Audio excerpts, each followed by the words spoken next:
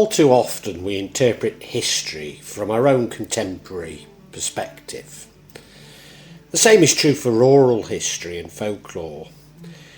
In this vlog I explore how constantly contested and shifting authority has shaped so much of the folklore of Shropshire. I therefore propose some controversial revisions to our understanding of Shropshire's medieval and modern history. Controversial, but revisions which appear to have far more evidence to support them and appear far more explanative than the accepted narrative. Now, many of these I've already mentioned in passing in other vlogs, but this vlog provides a summary of what I consider to be the important themes. A part of the controversy stems from the assumptions imposing existing political divisions on the land that is now known as Shropshire, or I should say Shropshire and Telford as it is now known. Even the border with Wales has shifted a number of times with important changes for Shropshire. Indeed, the Shire itself was not established until 920 by the Kingdom of Mercia. It is, however, my contention that even this focus on political divisions masks a constantly shifting authority, often contested and redefined.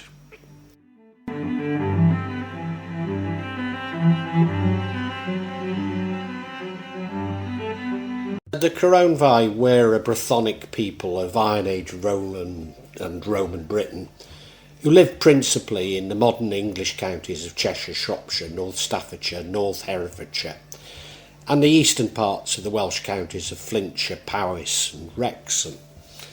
Now, I purposely use the word Brythonic rather than Celtic, as the very notion of a Celtic Britain is somewhat contested by academics. The Coronavi capital in pre-Roman times was probably a hill fort on the Wrekin. A hill fort is a typical earthenwork used as a fortified refuge or defended settlement, located to exploit a rise in elevation for defensive advantage. There are 50 known sites in Shropshire. Bronze Age evidence has been found within some of them, but the structures themselves were ultimately of Iron Age man. Now, these hill forts often form a part of Shropshire folklore, generally associated with some paranormal activity, including the legend of the Wrekin giant. The territory of the Coronavi was bordered by the Brigantes to the north, the Coronavi to the east, the Dobunai to the south, the Declani and the Ordovices to the west. Coronavi were also found in the very north of the British mainland, modern-day Caithness and Cornwall. But in general, academic opinion is that these were quite separate and unrelated peoples. It seems unlikely that the Romans actually raided the hill fort, despite popular myth. But eventually the Coronavi abandoned the Wrekin and moved to the Roman garrison of Wreocensaete, Coronavium, or Wreocensaete. Ptolemy's 2nd century geography names Deva Vistrix, Chester, and Wreocensaete Convonii, which became their capital under Roman rule. At its peak, Wreocensaete is estimated to have been the 4th largest Roman settlement in Britain, a city with a population of more than 15,000. The settlement probably lasted until the end of the 7th century, or maybe even the beginning of the 8th. This highlights a contemporary debate amongst historians, as geological evidence does not support the idea of Britain being subjected to conquest and takeover, so much as assimilation. Thus the Coronavi became Romanised Britons. Indeed, the cohors primi Convonium was the only recorded native British unit of the Roman army and known to have served in Britannia.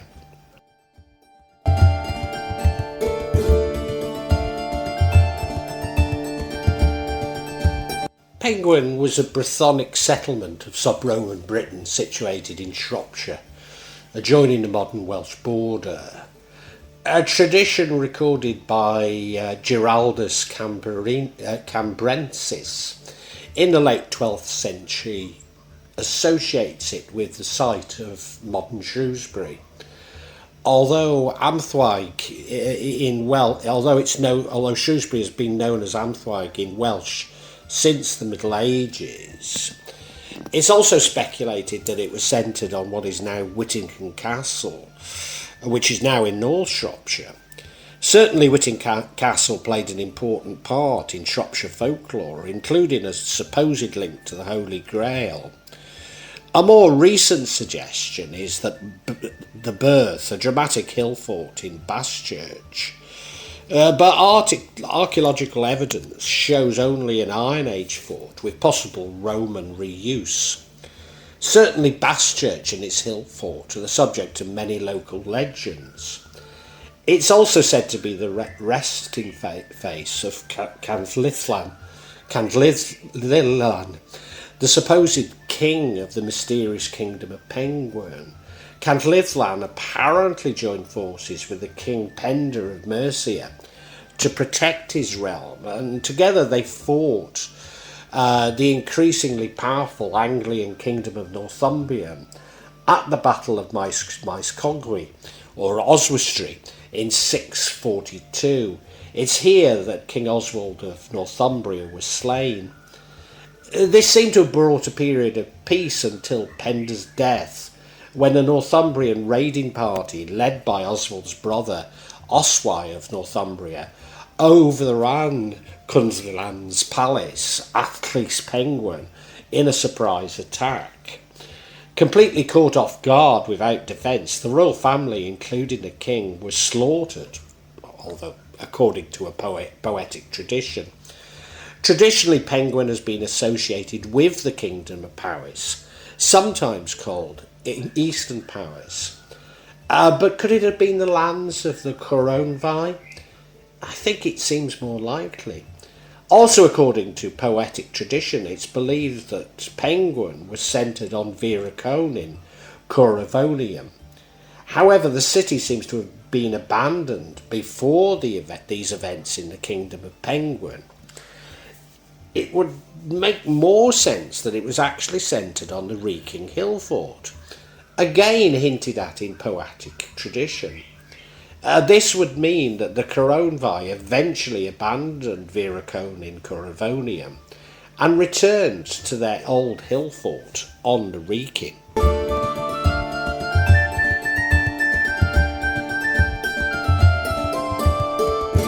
The northern part of Shropshire was part of the territory of Wreocensaete, possibly referring to the Coronavi capital of the Wrekin.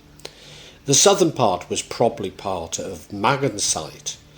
Both were absorbed by the Saxon Kingdom of Mercia by King Offa.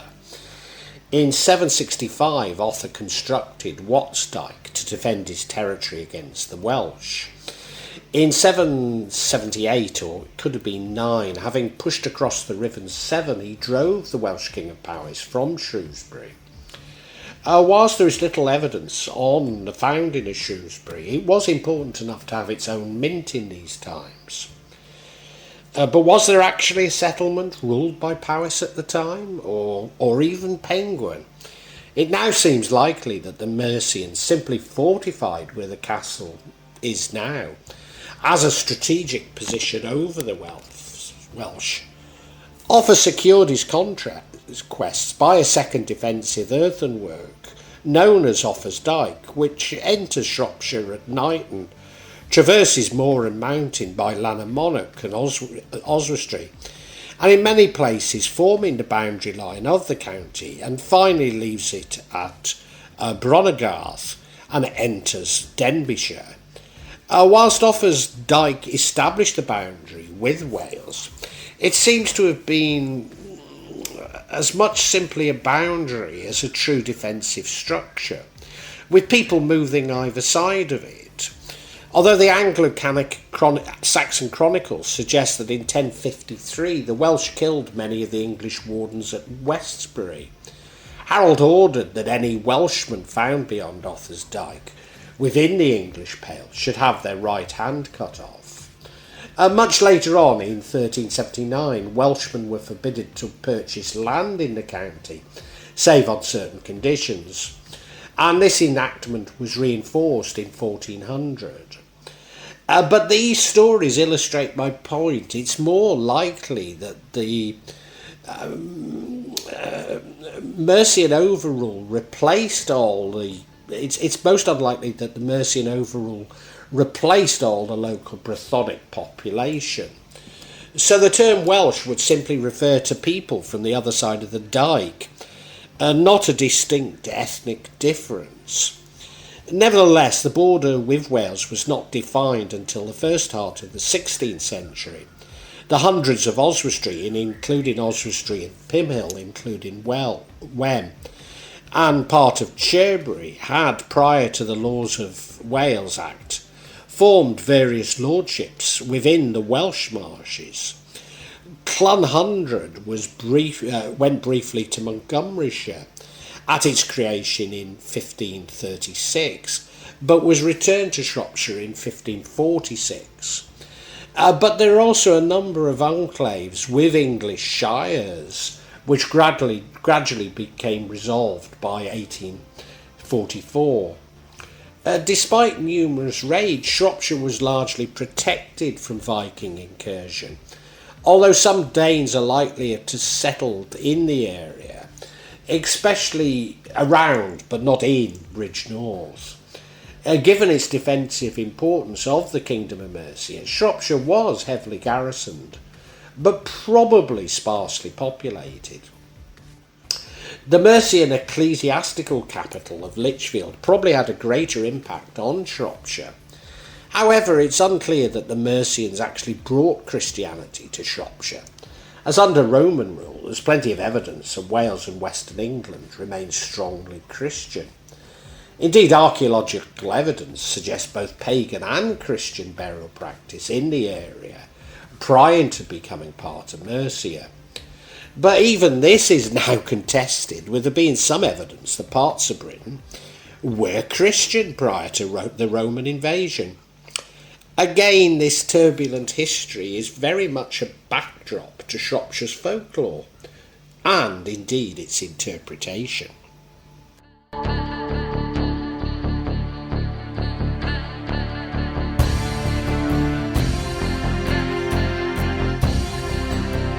After the Norman Conquest of 1066, the principal estates in Shropshire were all bestowed on Norman proprietors, pre-eminent amongst whom was Roger de Montgomerie, the first Earl of Shrewsbury.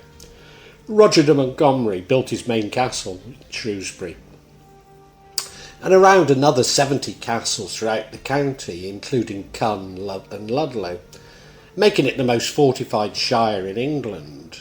His son, Robert de Besame, forfeited his possessions for rebelling against Henry I, when the latter bestowed the earldom on his queen for life. Theoretically, during Mercian rule, Shropshire was overseen by a sheriff, but there are no records who this was, although Queen Athelheid does seem to have had a particular attention to Shrewsbury, as the Vikings took her eastern shires. But from the conquest, the Norman sheriff was Warren the Bold, whose successor was Reynold, and in 1156 the office was held by William FitzAlan. Nevertheless, Shropshire was a part of the Harrying of the North, and its effects were particularly strong in Shropshire. This forms the backdrop to the legends, which probably some are facts, of Wild Edric, supposedly a Saxon ealdorman of Cornovii.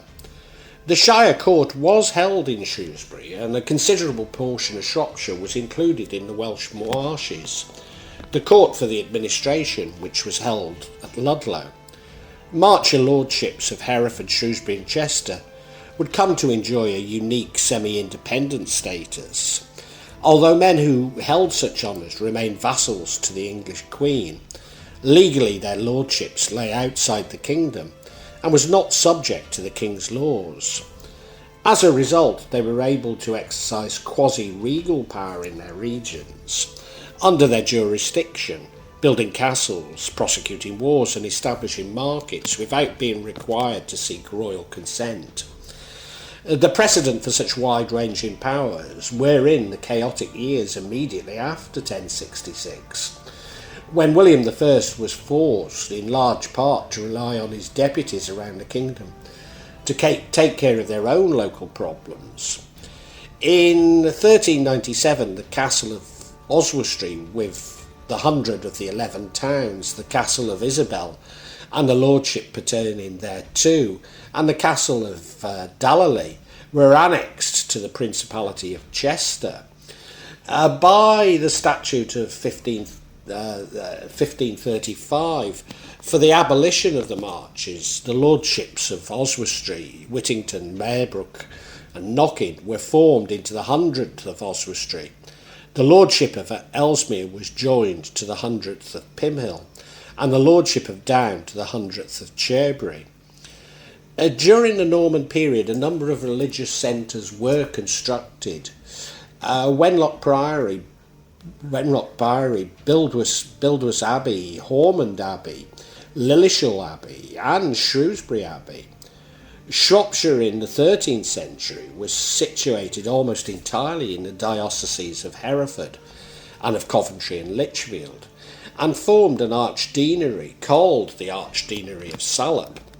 That proportion of the archdeanery in Hereford diocese included the deaneries of Burford, Stotterston, Ludlow, Pontesbury, Clun and Wenlock, and in that proportion of the Coventry and Lichfield diocese the deaneries of Salop and Newport. A part of Welsh Shropshire is included in the diocese of St Asaph, comprising the deanery of Oswestry, the archdeanery of Montgomerie, and two parishes in the deanery of Llangollen and the archdeanery of Wrexham. What should be apparent is that authority, while sometimes brutally imposed, would also have been negotiated. With the Brythonic population having assimilated the Saxons and then the Normans, there would have been no easy mechanism for imposing absolute rule on a somewhat hostile population. It's something of a myth of hereditary feudalism, with landowners coming and going, at least in the early period.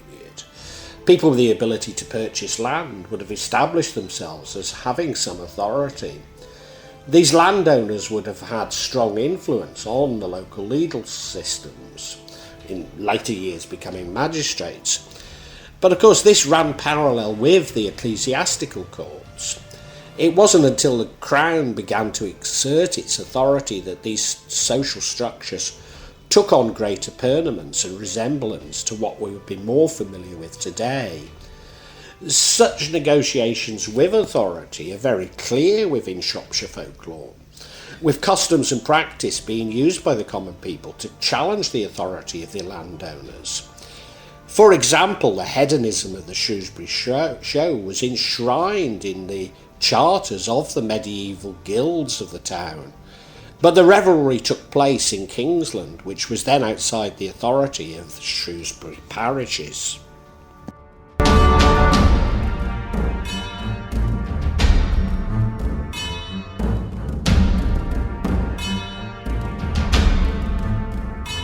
The Black Death struck Shropshire hard, with around 15% of the population being lost to it in less than a 2-year period, whilst around 2,000 died in Shrewsbury from a population of 9,500. This created massive labour shortages on the manors and the estates. Whilst in southern England these labour shortages were met with greater repression by the landowners, Shropshire, in common with northern England, relaxed control over labourers, and those who were waged, their wages increased. The new economic power of labourers saw them increasingly encroaching on common land, especially in North Shropshire. Snailbeach developed as a centre for labourers seeking alternatives to the tyranny of the manors from its not particularly productive land. Like so much of West Shropshire, and to a lesser extent Shrewsbury itself, Snailbeach developed as a centre of nonconformity, thus abandoning the manor and the established church.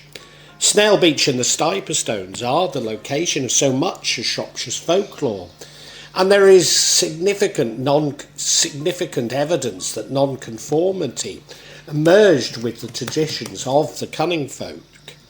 In fact, Shropshire and the Marches are distinct in seemingly having tolerated witchcraft, and there are few records of their persecution.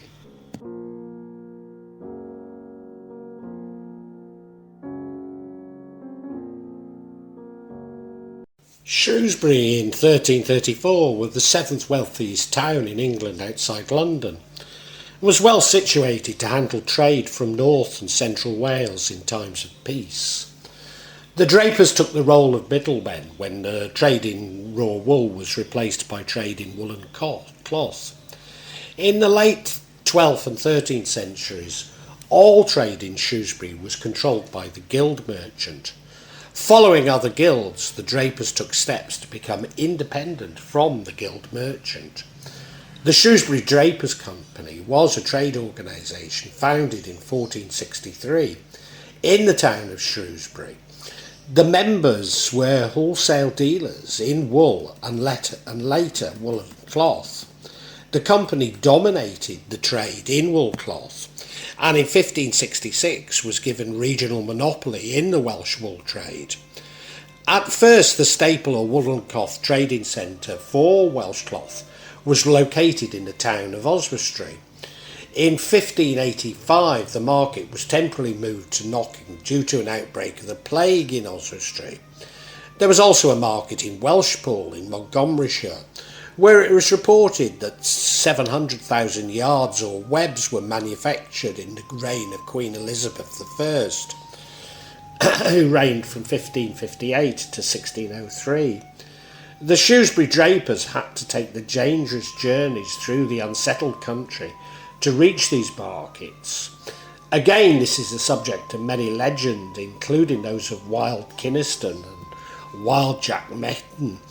In the 17th century, the trade had difficulties, particularly during the English Civil War, and then further declined in the 18th century with the industrialisation of cloth production and improvements of transport infrastructure. The presence of such a wealthy town with its independent guilds always meant that power was fragmented in Shropshire. As I previously indicated, the customs and practices of the guilds were often used to challenge the authority of the landowners and the established church.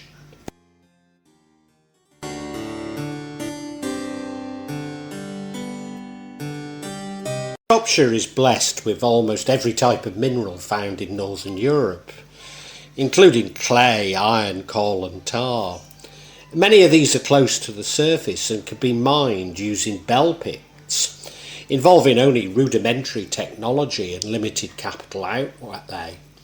Whilst these always provided a source of additional income for landowners, it also gave rise to the Industrial Revolution, with Shropshire briefly being the most industrialised county in Britain, possibly the world at the time.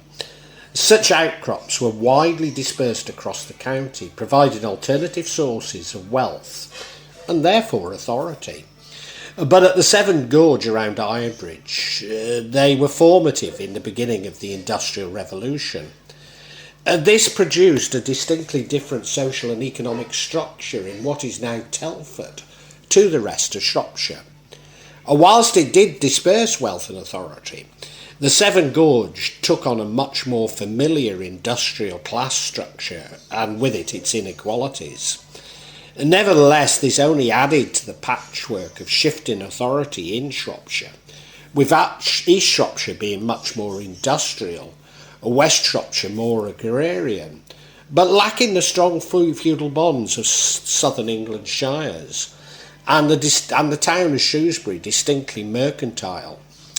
That said, times were changing, and even Shrewsbury began to take on a much more industrial character, as the wool merchants diversified into brewing, tanning, shoemaking, glove-making and linen.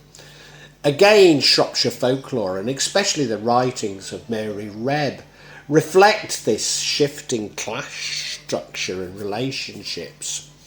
Perhaps it's all epitomised by the influx of Morris dancers from laid-off industrial workers from East Shropshire being commonplace in the streets of Shrewsbury during their winters.